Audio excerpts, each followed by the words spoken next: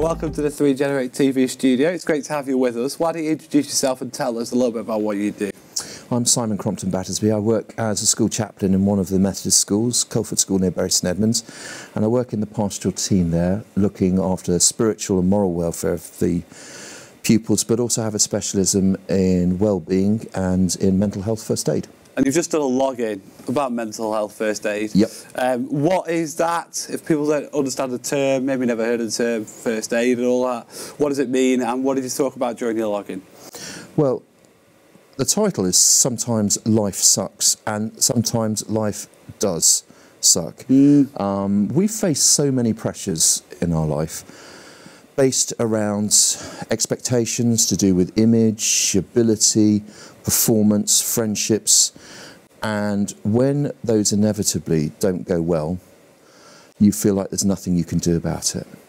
There's something called the well-being continuum, which is that life is great and I'm gorgeous, yep, or life is rubbish and I'm pretty rubbish as well. Yeah. And as we slide backwards and forwards on that continuum, we get to places where we feel very dark about ourselves.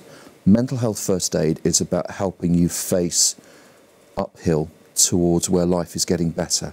Right. It's about learning the skills to intervene when your friend is facing a crisis, saying the right thing in the right way. It's exciting. So we're seeing a rise with depression and mental health problems within young people.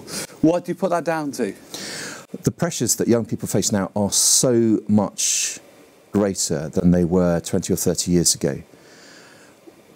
It's down to the rise of social media and the way that we handle social media. We've got this amazing tool of the smartphone, but unfortunately it has the capacity for good and evil. It helps us connect with other people. It means that we don't lose touch, but it also means that we can't escape when things go wrong. So sometimes you get a firestorm on social media and you're in the middle of it. Before that, before we had social media, you could escape. You just go home. You could go in with your other group of friends who weren't taking the mickey out of you. But now you can't escape it. I think also the way that media portrays the perfect body, the perfect brain, the perfect career, and celebrity, and we aspire to these things. We want them because we think that will make us better people. And I guess if you're a young person watching this, or a youth leader, or whoever you are, what's your advice to them? Where can they go to get support? Where can they go to get training? What's your advice for those people? Well, the first advice is that everybody who's working probably in youth work already has the skills, but it's about learning how to use those skills. Learning about the power of non-judgmental listening, learning about the power of reassurance, learning about the power of silence, and structured self-help strategies. It's not rocket science, and it's not about, as youth workers, learning to be really bad counsellors, because learning to be a good counsellor takes years. It's about learning how to do great first aid.